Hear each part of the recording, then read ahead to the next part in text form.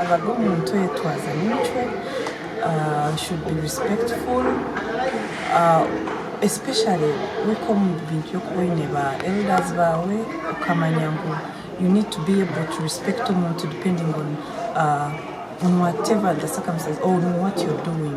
So of course ni mangu abachari Rwabasingo bajyaga kugira Mario, yes, but we do not have a Mario.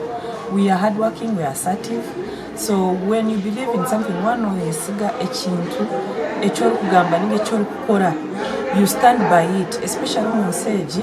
You need to know when to be confident in what you're doing.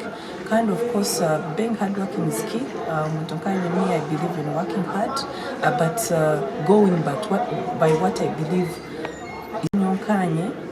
Nakujangu nikunda klani yetu kandi mnyegire mu binji kumanye mikago manyamu abantu b'emiringo different kandi nibanyegesa nyonka hindi ninyega byinje habashije abakuru abana bacara bakuru nanukusha kuba nyetwazo mu society konka kandi kikuru nabo mukubamanya ninganyurwa mu munonga oshanga na improving on my relationships z'abantu kunshime ko nitwazo mu bantu na nibishe kuba nikora.